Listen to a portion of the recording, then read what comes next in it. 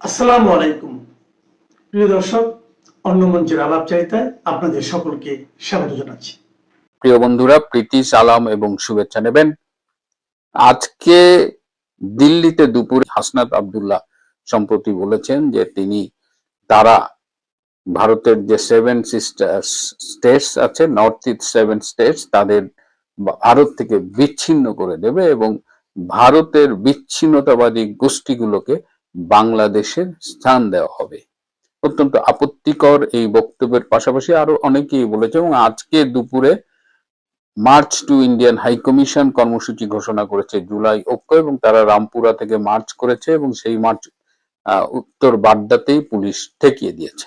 ফলশ্রুতিতে যেটা হয়েছে যে ঢাকায় যে ইন্ডিয়ান ভিসা সেন্টার আছে সেটি অনির্দিষ্টকালের জন্য বন্ধ করা হয়েছে আজকে ঢাকা সময় 2টায়।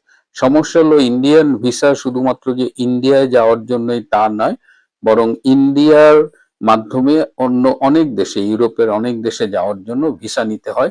তো সমগ্র প্রক্রিয়া, চিকিৎসা, সবকিছু এই মুহূর্তে একটা অনিশ্চয়তার মধ্যে পড়ে গেছে এবং এর ফলে সাধারণ মানুষ যাদের ভিসাটা দরকার ছিল তারা এক ভোগান্তির মধ্যে পড়েছে। যাই হোক, কি বলেছে আমাদের দিল্লিতে ডেকে নিয়ে আমাদের বাংলাদেশের রাষ্ট্রদূতকে জানিয়ে দেওয়া হয়েছে যে বাংলাদেশের পক্ষ থেকে বারবার ভারতের বিরুদ্ধে যে অভিযোগগুলো করা হয় সেগুলো প্রমাণহীন, ভিত্তিহীন এবং এই ভারত বিরোধী একটা বয়ান তৈরি করছে, বিশেষ করে বাংলাদেশে মৌলবাদী, জঙ্গি, সন্ত্রাসী গোষ্ঠী।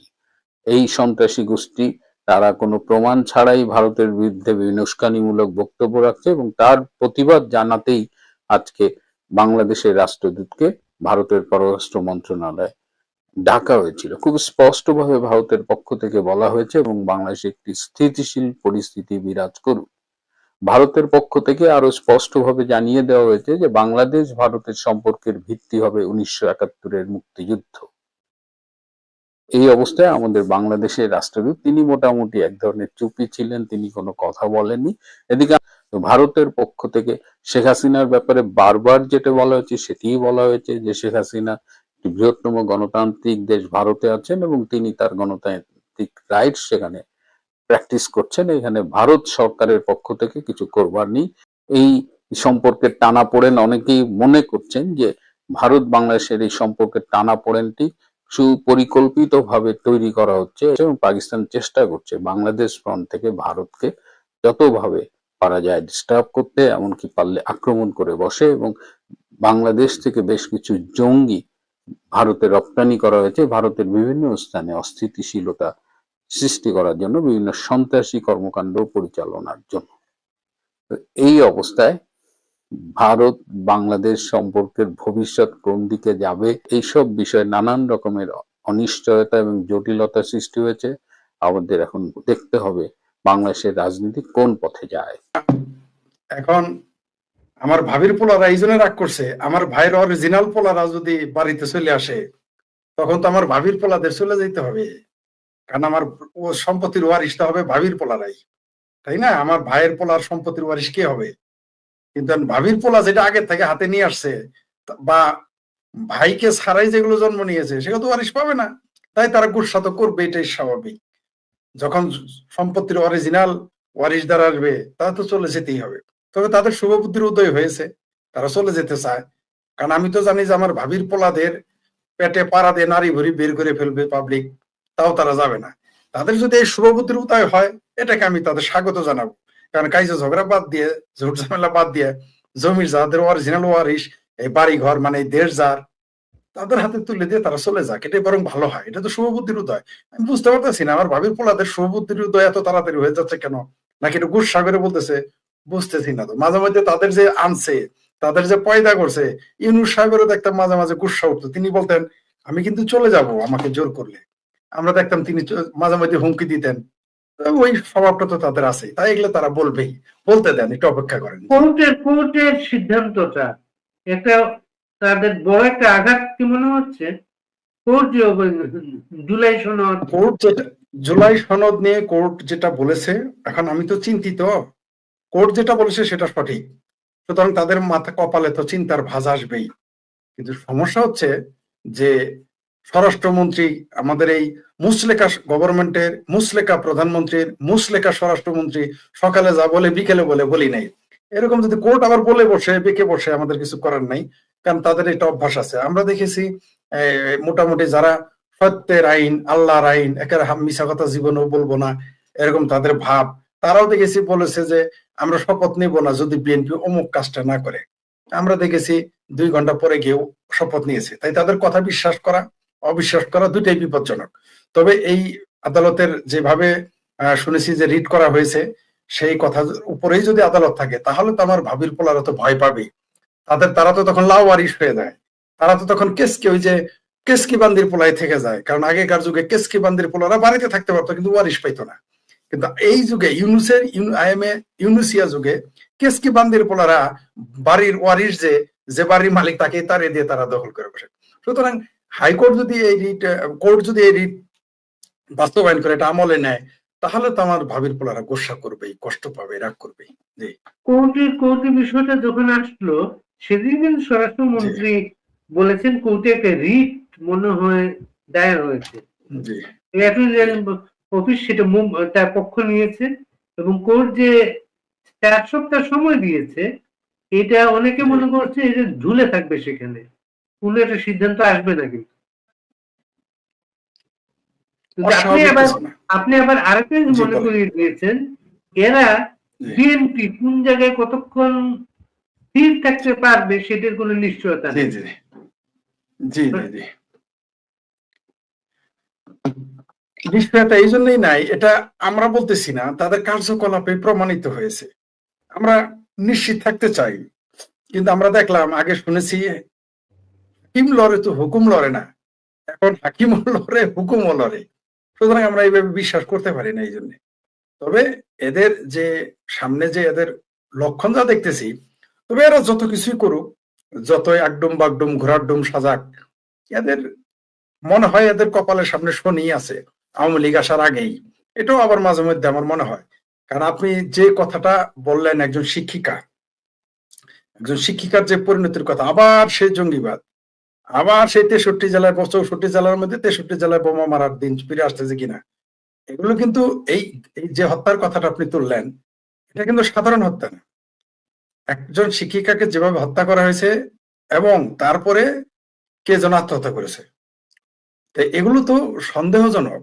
এটা তো ব্যক্তিগত কোনো কিছু না, এইখানে অন্য কিছু ঘটেছে, এটা ধামাচাপা দিবে, এটা বাংলাদেশকে অস্থিতিশীল করার জন্য। কারণ এই বাংলাদেশটা এই মুহূর্তে আইএসআই এর 3য় শাখা, মানে আইএসআই এর বি টিম বা পাকিস্তানের বি টিম এখন ক্ষমতায়। আমরা যে যাই বলি না কেন, উগ্রবাদ এই মুহূর্তে সারা বাংলাদেশে ছড়িয়ে ছিটিয়ে আছে।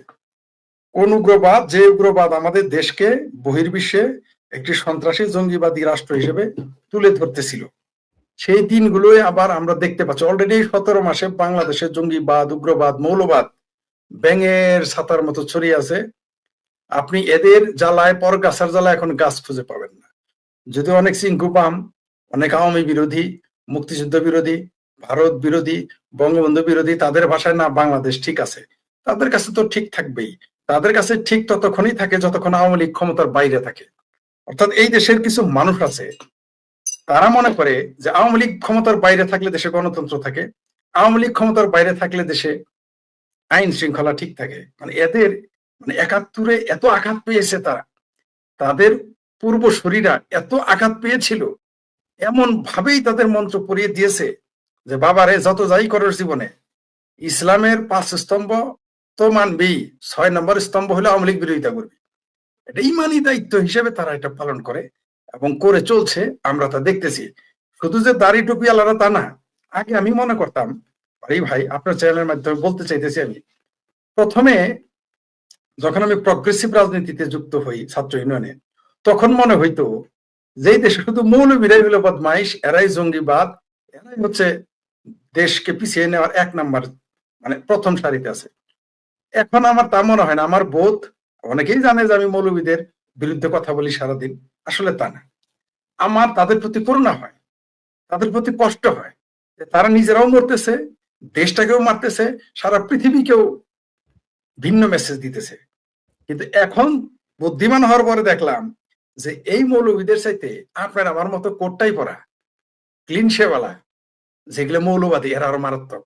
আপনার আমার মতো প্যান্ট শার্ট পরা দাড়ি টুপি আলা হইলেই রাজাকার আল বদর তো আছে, কোনো সন্দেহ নাই। 71-এ আমরা দেখেছি দাড়ি টুপি আলা রাজাকার ছিল, যদি এখন এটা রং দিতে চায়, কিন্তু এগুলো একটা বদমাইশি, কোনো রং দেওয়া হবে না, ইতিহাস মুছে ফেলা যায় না। তাদের জেনারেলের ভাষা history can not be rest, ইতিহাস কখনো মুছে যাবে না। কিন্তু এখন দেখি এই সিংকু পাম, তারপর বিএনপি পন্থী, এদের মধ্যে যে রাজাকার আল বদরের চিন্তা চেতনা আছে, অসম্ভব ব্যাপার। মানে এদের কথা হইলো যে আওয়ামী লীগ ক্ষমতায় থাকলে এদের মাথা গরম হয়ে যায়, এদের মাথা নষ্ট হয়ে যায়। কেন? আওয়ামী লীগের যে খুব প্রগ্রেসিভ দল তা কিন্তু না। আওয়ামী লীগ রোজা করে, নামাজ পড়ে, মসজিদ বানায়, তারপরেও তাদের ভালো লাগে না।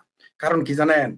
ওই যে 71, মানে 71 আসলে আর বঙ্গবন্ধুর নামটাতে এদের, আপনি যে কোনো রাজাকার আল বদরের সামনে শুধু বঙ্গবন্ধুর আলাপ করবেন 1 মিনিট, হয় ওই শয়তানের মতো, ওই যে ইসলাম ধর্মে নাকি আছে আজান দিলে শয়তান চলে যায়, আপনি বঙ্গবন্ধুর নামে 1 মিনিট কথা বলবেন, আপনার 5 টাকায় চলে যাবে। আর না হয় সে আপনারা মারবে, গালি দিবে, এখন তো মারবে, আর আগে পালিয়ে যেত। আর যদি আপনি বঙ্গবন্ধুর ভাষণ বাজান, মানে আমার মতে এই রাজাকার আল বদরদের জেল না দিয়ে, এদের মানে ফাঁসি না দিয়ে এদেরকে 10 বছরের সাজা দিতে হবে, যে 10 বছর দিনে 2বার 3বার করে বঙ্গবন্ধুর ভাষণ শুনতে হবে। দেখবেন ওরা সুইসাইড করবে, ওরা মারা যাবে। মানে এইরকম তাদের রাগ, এত ক্ষোভ। আমি কোনো মৌলবীকে, মানে এটা আমি আপনাকে 15-20 বছর আগের কথা বলতেছি, মৌলবী না, ক্লিন শেপ করা এক লোক সেনাবাহিনীতে চাকরি করতো, আমি তাকে 2001 সালে বঙ্গবন্ধুর ছবি পাড়াইতে দেখছি, আমি অবাক হয়ে গেলাম। আমি তাকে জিজ্ঞেস করেছিলাম, কাকা আপনি এই ছবিটা পারলেন কেন? আপনি তো একজন মুক্তিযোদ্ধা। আমি অবাক হয়ে গেলাম, তিনি যে ভাষায় জবাব দিচ্ছে এগুলো এখানে বলা যাবে না, এই শব্দগুলো মানে আপনি পাবলিকলি বলতে পারবেন না, বঙ্গবন্ধুর সঙ্গে এমন কথা বলবো। আমি অবাক হয়ে যাই। ওই লোকের সন্তান আবার পরে আওয়ামী লীগ করতো, এই যখন 17 বছর আওয়ামী লীগ ছিল। এই যে বাংলাদেশে মানে বিস্ময়কর ব্যাপার এগুলো। আপনি মানে আমি যদি এই অভিজ্ঞতার কথাগুলো আপনাকে বলি, আপনি বিশ্বাস হয়তো করতে পারবেন না। এগুলো আমি যেটা বললাম আমার এলাকার জামালপুরের লোকজন বুঝে ফেলছে আমি কার কথা বলেছি, কার সন্তানের কথা বলেছি। কারণ আমি কিন্তু বলছি একজন মুক্তিযোদ্ধা, মানে আপনার আমি ভাবি বুঝে ফেলছি পোলাদের আমার। অনেক কথা বেরুচ্ছে নতুন করে। বারে গিয়ে মারা গেছে একটা ছেলে, জুলাই শহীদ বললে 30 লক্ষ টাকা তুলে নিয়ে চলে গেছে। আপনারা তো আমি দেখেছি, ওটা আমতারেকও বলেছে 30 লাখ নিয়ে গেছে। ওটা তো তাও মদ খেয়ে মারা গেছে। আরে ভাই, যাত্রাবাড়িতে ধর্ষণ করেছিল, সেই ধর্ষককে আবার তারই সহকারী এই জুলাই সন্ত্রাসীরা মেরে ফেলেছে, তাকেও তো জুলাই যোদ্ধা বানানো হয়েছে। এটা তো আরো এবং ভয়ঙ্কর। এই যে ইনুস যে অতিরিক্ত 1 বছরের নিলেন, নিরাপত্তা নিলেন, এটাও মানবিক ভাবে বলা হচ্ছে লোকটা এত বুড়া দৌড়াইতে পারবে না। অন্যদের দৌড়ানো দিলে সে তো দৌড়াইতে পারবে, এই লোকটা দৌড়াইতেও পারবে না। কিন্তু এর জন্য এই লোক তো বাথরুমে যাইতে লোক লাগে, আমি তো জানি। এই লোক বাথরুমে যাইতে 2টা লোক লাগে, আর সেই লোকের এসএসএফ দিতেছে কেন আমি বুঝি না। এসএসএফ, আচ্ছা এই যে এসএসএফ দিল, কোনো কারণে যদি আওয়ামী লীগের 100 লোক একটা শক্ত মিছিল করে, ও দেখলে আর শুনলেই তো হার্ট ফিল করে মারা যাবে, এসএসএফ তে কি হবে? তাকে যে নিরাপত্তা দিয়েছে আমার এটা হাসি আসে। এটা অনেকটা ওই যে খালেদা জিয়ার মরে যাওয়ার পরে যে নিরাপত্তা দিয়েছে না, লাশের নিরাপত্তা, ওইরকম নিরাপত্তা মনে হয় আমার হাসি আসতেছে। এটা আমাদের ট্যাক্সের টাকা এরকম একটা দেশদ্রোহীকে অতিরিক্ত নিরাপত্তা দিতে হবে। মহসিন রশিদ নামের একজন লোক সুপ্রিম কোর্টে, তিনি ইউনূসের বিরুদ্ধে একটা মামলা করার জন্য পেপার জমা দিয়েছেন এবং অ্যাকসেপ্ট হয়নি। এটা ওইখানে আছে 2024-এর জুন মাসে ফিলিপাইনে ইউনূস সরকারের একটা কনফারেন্স ছিল। ওই কনফারেন্সে আসিফ নজরুল গিয়েছিল। ওই কনফারেন্সে কিন্তু এই নকশাগুলা তৈরি করা হয়েছিল। হ্যাঁ শুনেন, এই অ্যাকচুয়ালি আমি এটা আরো দূরে যেতে চাই। শেখ হাসিনাকে আওয়ামী লীগের সরকারকে উচ্ছেদ করার পরিকল্পনা, এটা তো যেদিন বিডিআর হত্যাকাণ্ড ঘটায় সেদিনই তো বোঝা গেছে যে এরা পরিকল্পনা করতেছে। এই সদ্য মনে হয় দেখেন, আওয়ামী লীগ যখনই ক্ষমতায় আসছে, আওয়ামী লীগ যখন ক্ষমতা চলে আসছে, জেলে বিদ্রোহ করা হচ্ছে, পুলিশ করা হয়েছে, কিন্তু তখন ওই পরিস্থিতিতে বিডিআর ঘটনা হয়েছে। জি, মূলত ওই দিন তার আসলে তো টার্গেট ছিল শেখ হাসিনাই, যে তার আগের দিন শেখ হাসিনাকে মেরে ফেলতে পারে নাই, যে কোনো কারণেই হোক, তথ্য ফাঁস হয়ে যাক বা যে কোনো কারণেই হোক, তারা পারে নাই। পরের দিনই তো এই ঘটনাটা ঘটেছে। দরবারটা হওয়ার কথা ছিল তো আগের দিন, তাই না? আগের দিন মানে যে দরবার, যে শেখ হাসিনার যে দরবার শেষ হয় তারপর আগের দিনই তো এটা ঘটার কথা ছিল, ঘটে নাই, কোনো কেন ঘটাইতে পারে নাই। পরে তার একটা স্যাবোটাজ ঘটাইছে। আপনি যেটা বললেন শেখ হাসিনা সরকারকে এই দেশে, আমি বারবার বলে এসেছি মিলিটারি আর মোল্লা। আমার এই কথা শুনে অনেকেই রাগ করে, আমার অনেকে আমারে আনফলো করেছে, আমি শুনেছি, কয়েকজন আমাকে বলেছে। কিছু করার নাই, আমি আমি শেখ ফরিদ একজন ক্রিটিক, আমার মূল পরিচয় হচ্ছে আমি ক্রিটিক, আমি সমালোচক। আমাকে ওই কথাগুলোই বলতে হবে যে কথাগুলো সবাই বলে না, সেটা আমাকে বলতে হয়, এবং আমি তাই আমি বলতে চাই। সেটা হলো যে মোল্লা মিলিটারি আওয়ামী লীগের কোনোদিনই খালি বন্ধু ছিল না। আপনি জোর করে কাউকে বন্ধু বানাতে পারবেন না।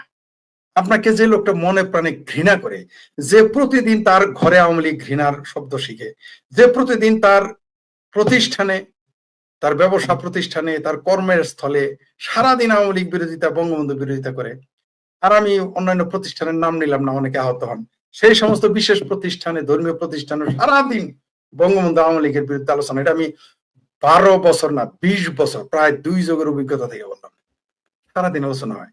তারা বঙ্গবন্ধুর দলের, বঙ্গবন্ধুর মানুষের, বঙ্গবন্ধুর চেতনার, তার কন্যা শেখ হাসিনার পক্ষে তারা থাকবে? তারা তো ষড়যন্ত্র অলওয়েজ করবে। আমি আমি তখন উত্তরাতে থাকি, আমাকে একজন এসে, আমার বাড়িতে একজন মেহমান এসেছিল, তিনি একজন সামরিক কর্মকর্তা পরিবারের, সামরিক পরিবারের, আমি তাকে চিনতাম না, সামরিক পরিবার। আমার বাসায় কে কে দেখা করে সবার খোঁজ তো আমি জানি না। আমার বাসায় আরেক মেহমান বললো যে উনি হচ্ছেন শেখ হাসিনার দেহরক্ষীর, এই পরিবার থেকে শেখ হাসিনা একজন দেহরক্ষী আছে। আমি বললাম তো জামাত করে, শেখ হাসিনা আর কি কেমন? এটাই হচ্ছে সমস্যা। দেখছেন, এটা তখন বিশ্বাস করি না, এটা বুঝতে পারছি 4-5 তারিখের পরে। এইভাবে সব জায়গায় মোল্লা মিলিটারি কোনোদিনই আওয়ামী লীগের বন্ধু ছিল না। এটা আমি আওয়ামী লীগের বন্ধুদেরও বুঝাইতে পারি না, আওয়ামী লীগের মুরব্বীদেরও বুঝাইতে পারি না, খোদ আওয়ামী লীগের কট্টর মানুষেরও বুঝাইতে পারি না, বোঝানো যায় না। যেটা সৈয়দ আশরাফ সাহেব বলেছিলেন যে মৌলবাদী শক্তি হচ্ছে আওয়ামী লীগের 1 নম্বর শত্রু। যেহেতু তিনি মন্ত্রী ছিলেন, অফিসিয়াল কারণে, নৈতিক কারণে, কূটনৈতিক কারণে, রাজনৈতিক কারণে বা বহুবিধ কারণে সৈয়দ আশরাফ সব মিলিটারি নামটা নিতে পারেন নাই। কিন্তু এটা বুঝে নিতে হবে, সমাজদারকে নিয়ে ইশারা বি কাফিয়ে। কারণ আমাকেও যদি কালকে সরকারি কোনো পদ দেওয়া হয়, আমি কি গিয়ে বলতে পারবো মোল্লা আর মিলিটারি আওয়ামী লীগের শত্রু? আমিও পারবো না, আপনিও তখন বলতে পারবেন না, বাইরে থেকে বলা যায়। যেমন আসিফ স্যারকে বলেছিল আপনার 26 লক্ষ ভারতীয় কোথায়, যাদের চাকরি করছে, বলেছিলেন বাংলাদেশের ভারত বিরোধী যে জজবাকে আপনি একটা সমুদ্রে পরিণত করছেন, 26 লাখ কোথায়? কি বলেছিল তিনি, কি বলেছিলেন? আমি তো তখন সরকারে ছিলাম না, উপদেষ্টা ছিলাম না। এখন তাকে যদি জিজ্ঞেস করে আপনি যে সরাইলেন না, কারণ কি, বলবো আমি তো এখন উপদেষ্টার বাইরে। তো আসলেই মানুষ যখন কোনো জায়গায় থাকে, পদে থাকে, বলা যায় না। যেমন আপনি এখন উপস্থাপক, অনেক প্রশ্ন আছে যেগুলো আপনি আমাকে করতে পারবেন না, আমি বললেও আপনি বলতে পারবেন না, এই আলোচনায় যেতে পারবেন না। সৈয়দ আশরাফ সাহেব যেটা বলেছিলেন, যিনি বিজ্ঞ, তার অভিজ্ঞতা, তিনি ছিলেন স্বল্পভাষী, দীর্ঘ ভাষণে তিনি বলেছিলেন সেদিন যে মৌলবাদী শক্তি হলো আওয়ামী লীগের শত্রু। এটা আমরা বারবার বলছি, মৌলবাদী শক্তি শুধু আওয়ামী লীগের শত্রু না, আজকে প্রমাণ হচ্ছে এটা বিএনপির শত্রু। যদিও মৌলবাদীদের প্রধান পৃষ্ঠপোষক, 1 নম্বর পৃষ্ঠপোষক বিএনপি, তাদের কোল্লে, পিঠে, ঘাড়ে ফিডার খিলিয়ে তাদেরকে বড় করেছে, পেলে পুষে এখন তাদেরকে খেতে যাচ্ছে। আমরা জানি না এর শেষ কি হবে। তবে এই দেশটাতে আপনি যেটা বলেন, আমার ভাবির পোলারা চলে যাবে, চলে যেতেই হবে, কারণ এই দেশটা আমার ভাবির পোলাদের না, এই দেশটা আমার ভাইয়ের আপনি পোলাদের। যে বললেন এই যে মনে হয় আওয়ামী লীগ ক্ষমতায় আসলো, তাহলে মোল্লা মিলিটারি এসে কি করবে? মোল্লা মিলিটারি সম্পর্কে আপনি, ধন্যবাদ আপনাকে। আমি এই কথা তুললেও কেউ আমাকে কাউন্টার প্রশ্ন করে না, আমি উত্তর দিতে পারি না, কারণ কাউন্টার প্রশ্ন না করতে উত্তর দেওয়া যায় না। আপনি একটা আমি চাই যে আজকের এই কথাটা যেন দয়া করে আওয়ামী লীগের কর্মী, আওয়ামী লীগের বুদ্ধিজীবী, তারা আওয়ামী লীগের নীতি নির্ধারক, তারা আমার এই কথাটা অন্তত দয়া করে একটু শুনবেন, মানেন না মানেন। আপনি যেটা বললেন যে তাহলে আওয়ামী লীগ কি করবে আবার ক্ষমতায় এলে, কারণ সে তার মোল্লাদের পাকিস্তান পাঠিয়ে দিতে পারবে না, মিলিটারিদের তো আর বঙ্গোপসাগরের ঘাঁটি করে ওখানে রাখতে পারবে না, কোনো সন্দেহ নেই। এটা একটা জটিল প্রশ্ন, $1,000,000 কোশ্চেন এটা। তাহলে আওয়ামী লীগ কি করবে? আওয়ামী লীগকে এইখানে 20 দাঁত ভেঙে দিতে হবে, মৌলবাদের 20 দাঁত ভেঙে দিতে হবে, আর রাজনীতিকে রাজনীতিবিদের হাতে দিতে হবে, মিলিটারির হাতে নয়। মিলিটারিদের বুঝিয়ে দিতে হবে যে এই বাংলাদেশ গণতান্ত্রিক রাষ্ট্র, তোমার দায়িত্ব তুমি পালন করো। তোমার দায়িত্ব দেশের নিরাপত্তা রক্ষা করা বহিঃশত্রুর হাত থেকে, আর জাতীয় দুর্যোগে তোমাকে আসতে হবে। এই জন্য তুমি শপথ নিয়েছো। হাসপাতালের পরিচালক থেকে আরম্ভ করে দেশের গুরুত্বপূর্ণ 70-এর বেশি পদ মিলিটারি সবসময় এনজয় করে এরশাদ আমল থেকে। আওয়ামী লীগ এটা পাকিস্তানি প্রসেস। এটা শিখেছে বাংলাদেশের মিলিটারি, এটা শিখেছে ব্যাংক বানানো, ব্যবসা করা, হাসপাতাল বানানো, এমনকি ট্রেনিং করানো। আর্মিদের একটা ট্রেনিং সেন্টার আছে, মানে টেকনিক্যাল স্কুলের মতো, মানে যারা কর্মশালা না, তারা ট্রেনিং দেয়, সরকারের মাধ্যমে একটা সার্টিফিকেট দেয়। সেখানে আমিও ট্রেনিং করেছি। তারা বহু কিছু করেছে। তারা হেন সেক্টর নাই যে তারা করে নাই। আপনি শুনলে আশ্চর্য হবেন, সেনাবাহিনী কর্মকর্তারা এখন বাড়িতে বিয়ে করে না, মসজিদে বিয়ে করে। এটা হচ্ছে টোটালি ইসলামী চরমপন্থীদের একটা সিমটম। অপ্রিয় হলেও এই কথা সত্য। বাংলাদেশ সেনাবাহিনীর সবচেয়ে বড় প্রতিযোগিতা কি জানেন? সবচেয়ে বড় প্রতিযোগিতা বলেন। কেরাত প্রতিযোগিতা। আমি আরো ডিপে যাচ্ছি, আপনি শুনেন। সবচেয়ে যে প্রশ্নটা করেছেন, কি করবে আওয়ামী লীগকে? মৌলবাদীদের বিষ দাঁত ভাঙার জন্য এই সমস্ত মৌলবাদীদের তাদের যে ফাইন্যান্সিয়াল জায়গা আছে সেগুলোতে হস্তক্ষেপ করতে হবে। তাদেরকে জবাবদিহিতার মধ্যে আনতে হবে। তাদের প্রতিষ্ঠান, তারা কোথা থেকে পয়সা আনে, কোথায় খরচ করে, এগুলোর ব্যাপারে তদারকি করতে হবে। তাদের যাতায়াত, কে কোন দেশে যায়, মৌলবাদীরা, এগুলো খোঁজ রাখতে হবে। তাদের সাথে কারা কারা মেশে তার খোঁজ রাখতে হবে। মাদ্রাসাগুলোতে নজরদারি বাড়াতে হবে। আপনি কিয়ামত পর্যন্ত চেষ্টা করলেও মাদ্রাসা আপনি জাতীয় সঙ্গীতকে গাইতে পারবেন না, বলে লাভ নাই। আপনি জীবনেও তাদের আপনি মেইন রুটে আনতে পারবেন না। মাদ্রাসা থেকে ইউনিভার্সিটি ভর্তি হওয়া সবচেয়ে সহজ। জি জি জি জি জি, ঠিকই বলছেন। তার চেয়ে বড় কথা যে সেই জন্য বলছে মাদ্রাসার চিন্তা বাদ। এখন এটা আগেও বলেছি সম্ভবত আপনার এখানে, যে বিশ্ববিদ্যালয়গুলো যাতে মাদ্রাসায় পরিণত না হয় এদিকে খেয়াল রাখতে হবে। আর যদি খেয়াল না করে 5ই আগস্ট এরকম প্রতি বছর ঘটবে, 17 বছর পর না, প্রতি বছর ঘটবে। মৌলবাদ কত শক্তিশালী হলে আওয়ামী লীগ এবং বিএনপিকে একই সাথে চ্যালেঞ্জ করে। এই দেশে জঙ্গিবাদ কত স্প্রেড করলে, কত শক্তিশালী হলে, কত শেকড়ে চলে গেলে আওয়ামী লীগ এবং বিএনপিকে একসাথে চ্যালেঞ্জ করে বসে আছে। আপনি এটা ভাবতে পারেন? সেনাবাহিনীর যে কথা বললেন, সেনাবাহিনীর ভিতরে মৌলবাদী গিজ করে। এদেরকে উপরে নজর, এরা টোটালি ফাঁকি। আপনি দেখেন বাংলাদেশ ক্রিকেটের যে বোর্ডের প্রধান, তার চেহারা দেখেছেন? আমাদের সেনাবাহিনী প্রধানের বঙ্গভবনে সবচেয়ে গুরুত্বপূর্ণ ছবি হচ্ছে সেখানে ইমামতি করছেন। না না, এগুলো তো ব্যক্তি জীবনে, কিন্তু তারা ধার্মিক না। তারা কিন্তু চেতনায় মৌলবাদী, ধার্মিক না। ধার্মিক হলে আপনাকে সত্য কথা বলতে হবে। আর ইসলাম ধর্মে তো ব্যাংকিং সিস্টেমই নেই, ব্যাংকে আপনি টাকা রাখতে পারবেন না, দুর্নীতি করতে পারবেন না। কিন্তু সেনাবাহিনীতে দুর্নীতি হয় না, শুধু পুলিশই দোষ। ও সব মাছে গু খায়, ঘাইরা মাছের নাম হয় না। সব পুলিশ ঘুষ খায়। পুলিশ এখনো 3 থেকে 4 নাম্বারের উপরে উঠতে পারে নাই। শিক্ষা বিভাগ, বন বিভাগ, এরা হচ্ছে ভূমি, এরা হচ্ছে হলো আপনার 1, 2, 3-এ থাকে। পুলিশ থাকে 4 নাম্বারে ঘুষে। সেনাবাহিনী ঘুষ খায়। বাংলাদেশের যত কন্ট্রাক্টরি হচ্ছে সেনাবাহিনীর ভিতরে, ওই কমিশনের টাকাটা তো আগে কেটে নেয়, তারপরে না আপনার হাতে মূল টাকা দেয়। সেনাবাহিনী তো তুলসী পাতায় ধোয়া না। হ্যাঁ, ওই যারা বলে যে চেয়ারম্যান গমসুর, সন্দেহ নাই চেয়ারম্যান গমসুর। এমপিরা দুর্নীতি করে, কোনো সন্দেহ নাই তারা দুর্নীতি করে। সেনাবাহিনী কি তুলসী পাতায় ধোয়া? তারা ঘুষ খায় না? তারা আরো বেশি খায়, আগে কেটে নেয়। আগে বিসমিল্লাহির রহমানির রহিম করে কেটে নেয়, তারপরে তারা কাজ করে। আমরা এগুলো জানি, সবই জানি। আমরা সবই জানি সেনাবাহিনী কোথায় কোথায় ঘুষ খায়, সবই জানি আমরা। সেনাবাহিনী ঘুষ খায় মানে, আর বাংলাদেশের যত আকাম কুকাম হয়েছে, যত দেশে ভয়ঙ্কর কিছু ঘটেছে, সব সেনাবাহিনী দেয়। অপ্রিয় হলো এই কথা সত্য। আমরা জানি যে এই কথাগুলো আমার দেশের বুদ্ধিজীবীরা বলবেন না, কারণ এই দেশে শুধুমাত্র ইউনুসের সার্টিফিকেট হলো, ইউনুসের পাসপোর্ট নাই, আর ইউনুস 3rd ক্লাস পেয়েছিলেন। এই কথাটা বলার কারণে কলিমুল্লাহ স্যার জেলে। এই দেশে কথা বলা তো বিপজ্জনক। এই যে লোকটা নিরীহ, তার নামে কথা বললে জেলে যেতে হতো। সেনাবাহিনীর বিরুদ্ধে কথা বলার সাহস কার আছে? কয়জনের মাথায় গাড়ে মাথা 4-5টা আছে, রাবণের মতো 10টা আছে, কথা বলবে? আর বললো আমি কিভাবে বলি? আমার কোনো আগ্রহ নেই, আমার কোনো আকাঙ্ক্ষা নাই, আমার কোনো আশা নাই, আমার কোনো এজেন্ডা নাই, তাই আমি বলতে পারি। তাই আমি ভীতিহীন। আমার ওই দেশে গিয়ে এমপি মন্ত্রী হইতে হবে না, ওই বাংলাদেশের থেকে আমাকে সুবিধা নিতে হবে না, আমাকে বিভিন্ন রাজনৈতিক বা অরাজনৈতিক সুবিধা নিতে হবে না, আমার কারো কাছে যেতে হবে না।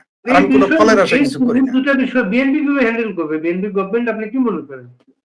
মোল্লা এবং বিএনপি তো মিলিটারি এদের সাথে, বিএনপি তো মোল্লার মিলিটারিকে হ্যান্ডেল করতে পারবে না। যারা আমার ভাবির ভাতি যারা ফেসবুকে পোস্ট দিলে তারেক রহমানের মতো এই মুসলেখা প্রধানমন্ত্রীর কাপড় চোপড় নষ্ট হয়ে যায়, ডায়রিয়া হয়ে যায়, সে বুঝি মোল্লা মিলিটারিকে হ্যান্ডেল করতে পারবে? তার ক্ষমতা আছে নাকি? সে নিজেই তো মোল্লা মিলিটারির অংশ। তার বাপের মেরে ফেলছে, সে বিচার চাইছে আজ পর্যন্ত। বঙ্গবন্ধু কন্যা তার পিতার হত্যার বিচার, তার পিতার না আসলে জাতির পিতার হত্যার বিচার করেছে।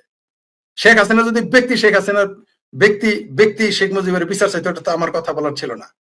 বঙ্গবন্ধু জাতির জনককে হত্যার বিচার করিয়ে নিয়েছেন, পরে হলো তার পিতা। শুধু একজনের পিতার জন্য তো আমরা বঙ্গবন্ধুর ভাস্কর্য পেশা করেছে, এর জন্য আমি চেতবো কেন? যদি শুধুমাত্র বঙ্গবন্ধু শেখ হাসিনার পিতা হইতেন, আমি খেপে যাবো কেন? আমি যুদ্ধ ঘোষণা করবো কেন? আমি বিরোধিতা করবো কেন? আমি এত কথা বলবো কেন? তিনি তো শুধু তার পিতা নন। শেখ হাসিনা সেটা বিচার করেছেন, ইন্ডেমনিটি তুলে বিচার করেছেন।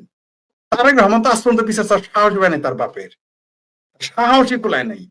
এখন কুলাবে যে কিনা এখন তার ওই বললামই তো যে আমার ভাবির পোলাদের হুমকিতে তাদের স্বরাষ্ট্রমন্ত্রীর বক্তব্য পাল্টে যায়, প্রধানমন্ত্রীর বক্তব্য পাল্টে যায়, মির্জা ফখরুল সাহেব বক্তব্য পাল্টে যায়, পুলিশ হত্যার তাদের কাপড় বিচার চোপড় নষ্ট ছাড়া হয়ে যায়। পুলিশ দিয়ে কাজ করাবে কিভাবে? পুলিশ হত্যার বিচার ছাড়া সবার তাদের হত্যার তো বিচার পুলিশ দরকার নাই। এরা বিএনপি যে কত আত্মঘাতী সিদ্ধান্ত নিয়েছে এই তদন্ত না করে, সেটা আপনি সর্বোচ্চ 6 মাসের মধ্যে এটা পরিস্থিতি আপনি দেখবেন যে বিএনপির বিরুদ্ধে যখন কোনো অপরাধ ঘটবে, সন্ত্রাস ঘটবে, পুলিশ নিষ্ক্রিয় থাকবে, বরং পুলিশ উস্কে দিবে। পুলিশ জানলেও আপনাকে তথ্য দিবে না। ধরে নেন পুলিশ জানলো যে বিএনপির উপরে জঙ্গিবাদী বা জামাতিরা বা হেফাজতিরা বা আফগানিস্তান থেকে আসতেছে, বা তো জানে তারা পাকিস্তান থেকে এসে হামলা করবে, এটা জানলে বলবে না, কারণ তাদের তো ঠেকা পড়ে নাই, বলার দরকার কি? নিষ্ক্রিয় হয়ে যাবে। কারণ আপনি পুলিশ মানুষকে নিরাপত্তা দিবে। সেই পুলিশকে হত্যা করলে যদি আপনি বিচার না করতে পারেন, তদন্ত পর্যন্ত করবেন না, সে পুলিশ তো ফাংশন করবে না। বিএনপি এখানে আমি বলেছি কয়েকবার যে এটা ব্লান্ডার করে নাই, ব্লান্ডারের উপরে যদি কিছু থাকে তা করেছে, এর ফল বিএনপি কে ভোগ করতে হবে। আর বিএনপির মোল্লা মিলিটারি হ্যান্ডেল করার কোনো যোগ্যতা নাই, ক্ষমতা নাই, কারণ সে হচ্ছে এমন একটা বড়ই গাছ যার উপরে মোল্লা মিলিটারির যে প্যারাসাইট, এটা অনেক বড় শক্তিশালী, গাছটাই এখানে ফাংশন করতেছে না। এর মোল্লা এবং মিলিটারিকে, অর্থাৎ এটাকে যদি আমরা রাষ্ট্রবিজ্ঞানের ভাষায় বলি, গণতন্ত্রকে মজবুত করতে, গণতন্ত্রকে প্রাতিষ্ঠানিক রূপ দিতে বাংলাদেশে আওয়ামী লীগ ছাড়া সম্ভব না, সম্ভবই না। কারণ জামাত গণতান্ত্রিক দল নয়, হেফাজত গণতান্ত্রিক দল নয়, কোন তথাকথিত ইসলামী দল একটা গণতান্ত্রিক দল নয়। এমনকি বামপন্থীরাও নিজেদের দাবি করে গণতান্ত্রিক দল, মিথ্যা কথা, মিথ্যা কথা। তারা তো সমাজতন্ত্রে বিশ্বাস করে, তাদেরও দেখেন মুরদ নাই বলার যে সমাজতন্ত্র কায়েম করবে। তারা বলে গণতন্ত্র কায়েম করবে, গণতন্ত্র কায়েম করবে, দলের নাম সমাজতন্ত্রেই বলতে গণতন্ত্র কায়েম করবো, মানে আমের আকি কাঁঠালের আম সত্য বা সোনার পাথর বাটি। আমার দলের নাম সমাজতান্ত্রিক দল, অথবা আমার দলের নাম মনে করেন কমিউনিস্ট পার্টি, অথবা দলের নাম সাম্যবাদী দল, সমাজতান্ত্রিক দল, আগে পিছিয়ে আছে, সেই লোক বলতেছে গণতন্ত্র চায়। এটার হাস্যকর এসছে আর কিছু আছে? মানে তাদের হিম্মতই নাই বলার যে তারা কি চায়।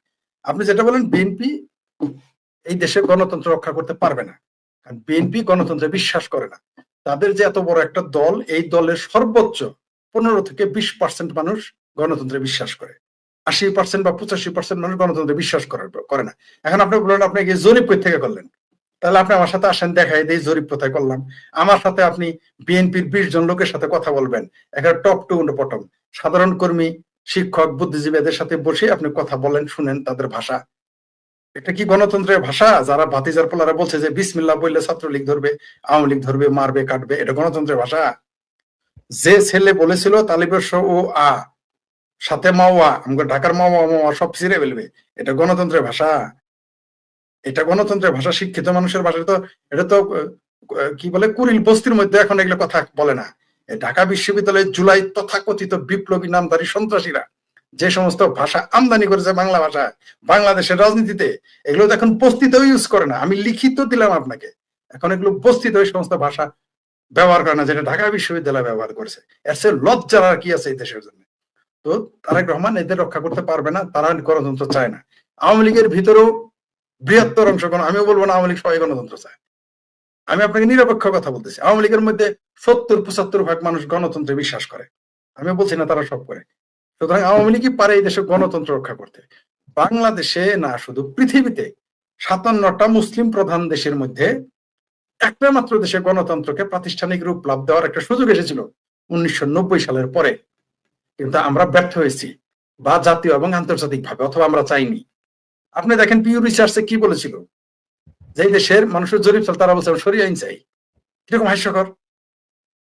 এরা বলতেছে গণতান্ত্রিক রাজনীতি, বলতেছে আমরা শরিয়া আইন চাই। শরিয়া আইন আর গণতন্ত্র কি এক? আর আমাদের নেতারা দেখবেন কথায় কথায় পাকিস্তানিদের মতো মদিনার শাসন করবে, তারপর মক্কার শাসন করবে। এটার সাথে তো গণতন্ত্র অপ্রিয় হলেও সত্য, এটা সাংঘর্ষিক। আপনি তো এটা বলতে পারেন আপনি গণতান্ত্রিক রাষ্ট্র কায়েম করতে আসছেন, আপনি মদিনা শাসন করবেন, তাহলে ইসলামী দল কায়েম করেন। তারেক রহমানও দেখে এই কথা বলে। তারেক রহমানের দাড়ি কোথায়? দাড়ি টুড়ি তো দেখেন, ইসলামে যে দাড়ি রাখে নাই, সেই ইসলামের সাথে ফাসেক, তার সাক্ষী কবুল হবে না, তার সাক্ষী চলবে না, সে নেতা হইতে পারবে না ইসলামের পরিভাষায়। যদিও আজকাল জামাতে ইসলাম